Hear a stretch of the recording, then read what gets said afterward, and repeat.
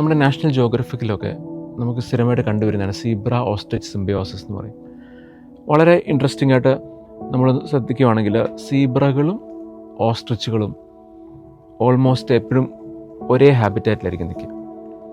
അത് നമ്മൾ നോക്കിക്കഴിഞ്ഞാൽ അവർ തമ്മിൽ യാതൊരു സിമിലാരിറ്റി ഇല്ല. അവർ ഒരെണ്ണം പക്ഷിയാണ്, ഒരെണ്ണം മാമലാണ്, ഒരെണ്ണം പുല്ലും ചെടികളും കഴിക്കുമ്പം മറ്റേത് പക്ഷിയാണ്, ചെറിയ ചെറിയ ഇൻസെക്റ്റുകളെയും ചെറിയ മറ്റുള്ള മൃഗങ്ങളെയൊക്കെ കഴിക്കും.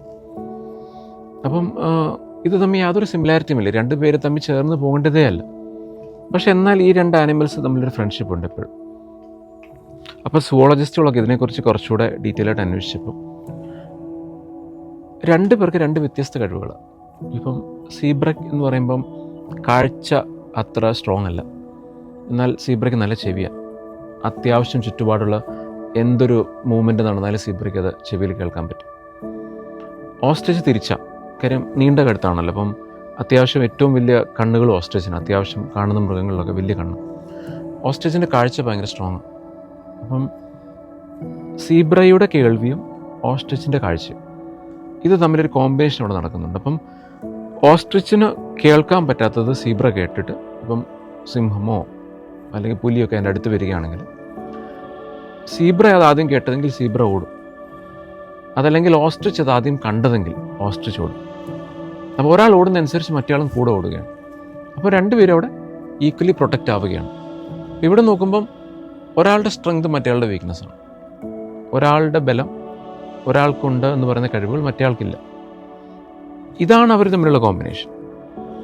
അപ്പം നമ്മുടെ ഐഡിയൽ മാരേജ് അല്ലെങ്കിൽ ഐഡിയൽ റിലേഷൻഷിപ്പ് എന്ന് പറയുമ്പോഴും ഒരാൾക്കുള്ള കഴിവുകൾ മറ്റേയാളുടെ വീക്ക്നെസ് ആയിരിക്കും. അങ്ങനെ ആയിരിക്കണം. പക്ഷെ നമ്മളെപ്പോഴും നോക്കുന്നത് എൻ്റെ കഴിവുകൾ മറ്റേയാൾക്കുണ്ടോ എന്നുള്ളതാണ്. ഇപ്പം ഒരു നിമിഷം ചിന്തിച്ച് നോക്കിക്കേ, ആ സീബ്ര ഓസ്ട്രിച്ചിനോട് പറയാണ് എൻ്റെ കേൾവി സ്ട്രോങ് ആണ്, നിനക്ക് കേൾക്കാൻ സാധിക്കത്തില്ലല്ലോ, നിൻ്റെ വീക്ക്നെസ് അതാണ്. അല്ലെങ്കിൽ ഓസ്ട്രിച്ച് പറയണം എൻ്റെ കാഴ്ച ഒരിക്കലും നിനക്ക് മാച്ച് ചെയ്യാൻ സാധിക്കില്ല എന്ന് പറഞ്ഞാൽ അവർ തമ്മിൽ കോൺഫ്ലിക്റ്റ് ആയി. ആ കോൺഫ്ലിക്റ്റിൽ രണ്ടുപേരും ആ വരുന്ന മൃഗത്തിന് ഇരയാവുകയാണ്. അപ്പോൾ നമ്മുടെ റിലേഷൻഷിപ്പിൽ ഇത് തന്നെ നടക്കുക. നമുക്കുള്ള കഴിവുകൾ നമ്മുടെ പാർട്ട്ണർക്ക് ഇല്ല എന്ന് പറഞ്ഞാൽ അവരെ കുറ്റപ്പെടുത്തുകയാണ്. യാതൊരു രീതിയിലും ആ റിലേഷൻഷിപ്പ് മുമ്പോട്ട് നീങ്ങില്ല. അതിന് പകരം ചെയ്യേണ്ടത് എൻ്റെ പാർട്ട്ണറിൻ്റെ വീക്ക്നെസ് എന്താണോ അത് ഞാൻ എൻ്റെ സ്ട്രെങ്ത് കൊണ്ട് മറികടക്കും.